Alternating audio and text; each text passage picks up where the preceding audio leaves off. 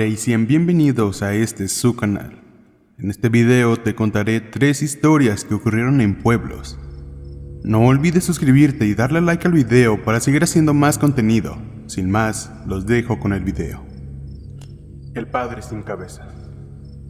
Leyenda en tiempos de la colonia española e Inquisición, durante la cual cortaban cabezas a brujos, hechiceros, hombres y mujeres que tuvieran diferencias con la Iglesia Católica. El pueblo de Pátzcuaro, formado por campesinos sencillos, gente de campo, trabajadora y muy religiosa, cuentan los abuelos la leyenda del padre sin cabeza, que se les aparece a los hombres y mujeres que trasnochaban debajo del antiguo árbol de chabacano que estaba en la esquina derecha del segundo jardín del atrio. Eran aquellos tiempos de oscuridad completa donde a partir de las 6 o 7 de la noche ya no había luz, cuando la gente se recogía temprano, pues al no haber luz eléctrica se terminaban pronto las labores fuera de casa. Pero había hombres osados que retaban esas horas de oscuridad.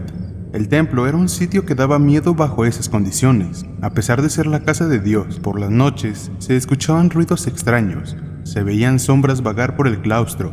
Siendo un edificio antiguísimo, ya de noche se sentía un ambiente muy diferente y tenebroso. Decía el rumor popular que asustaban a los padres que recién llegaban y gente que se quedaba por las noches en esos espacios.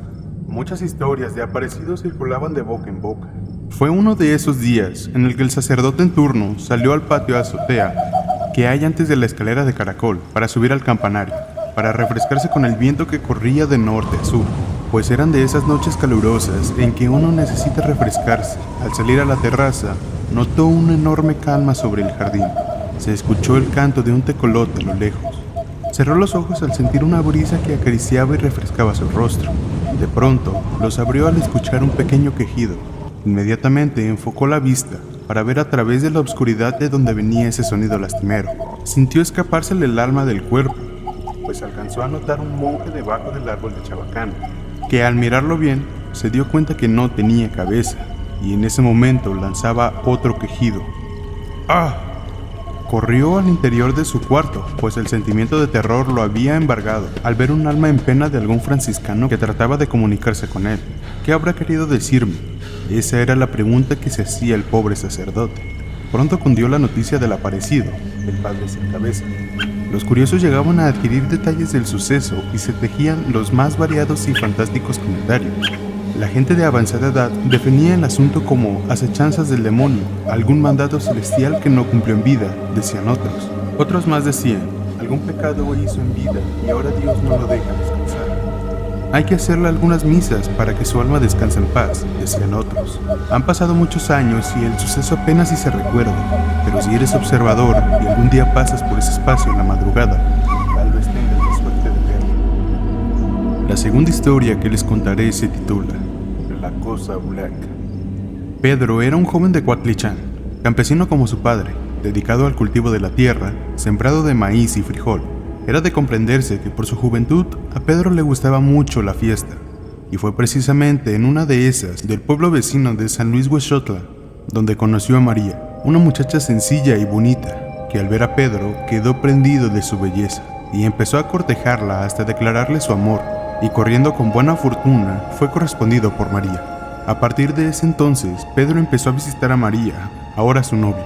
Su padre estaba preocupado y siempre le decía que tuviera mucho cuidado al regreso, pues Cuatlichán y Huexotla los une el antiguo camino real, de más o menos unos 5 kilómetros de distancia. Es por eso que a su padre le preocupaba que regresara solo. Por esta razón, el padre de Pedro le regaló un caballo para que fuera y viniera a Cuatlichán a Huexotla y de Huexotla a Cuatlichán.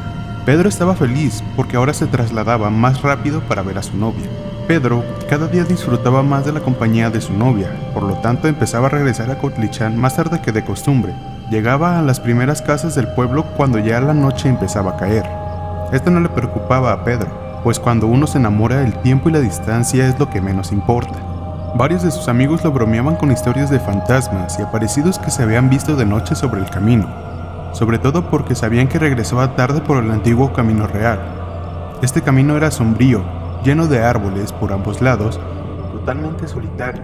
Las noches imponían su inmensa soledad, pero eso a Pedro no le importaba. Fue una noche de otoño.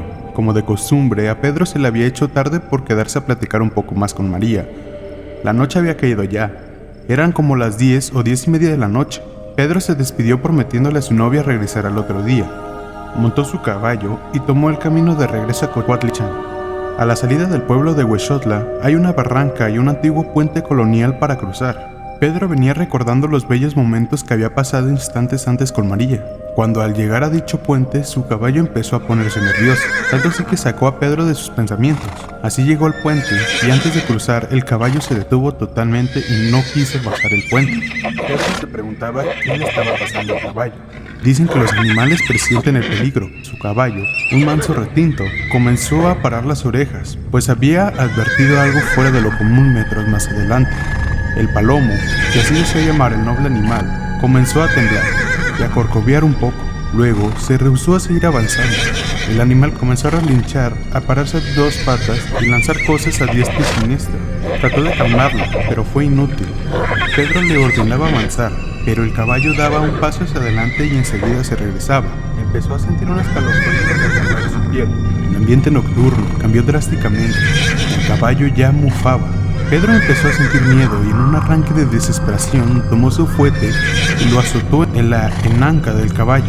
Fue tan fuerte que el caballo, parándose de manos, relinchó y se arrancó a galope pasando el puente a gran velocidad.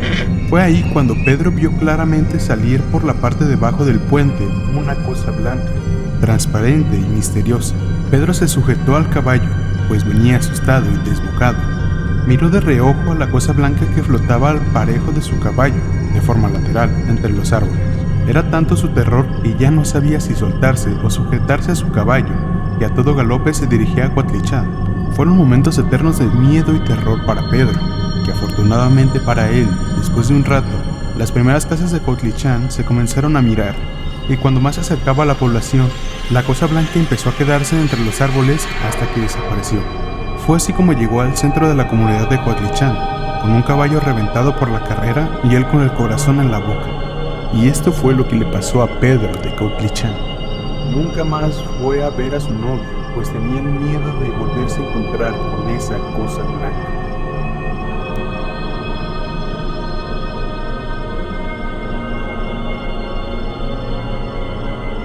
La voz. Esto me pasó en las afueras de Oaxaca.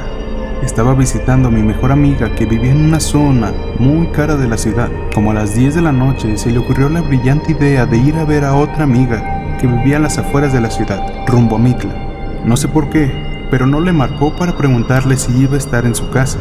Estábamos en una época pre-WhatsApp, por lo que un SMS hubiera cumplido el cometido, pero la mujer no se comunicó. Llegamos a una zona despoblada donde se veía un par de casitas tristes, unas con luz en el interior y otras no. La amiga que íbamos a buscar vivía al fondo de ese conjunto de casitas. Al llegar, vimos que estaba apagado todo, pero se movían las cortinas de las ventanas, como si hubiera mucho viento saliendo de la casa. Mi amiga empezó a gritar el nombre de su amiga, pero no tocó la puerta ni chifló, nada más empezó a gritar el nombre. Cuando se quedó callada, una voz aguardientosa, como de viejita, dijo: "No está, no hay nada". Un frío me recorrió todo el cuerpo al escuchar esa voz y solo alcancé a tomar la mano de mi amiga que también andaba buscando la mía. Nos apretamos las manos y ella se puso muy nerviosa, pero alcanzó a decir: "Gracias, señora". La voz gruñó y dijo: "No soy señora". Con eso fue suficiente para que saliéramos corriendo, y ya cuando íbamos de regreso se le ocurrió marcarle a su amiga y decirle que su abuelito o alguien le había dicho que no estaba. La amiga se quedó callada y medio temerosa le dijo que no había nadie en su casa, que había salido con su mamá y hermano, pero que no era la primera vez que le decían que alguien con una voz medio extraña contestaba, incluso en el teléfono. Con esta última historia nos despedimos de este video. Si te gustó, no olvides darle like y suscribirte para poder seguir haciendo más contenido así.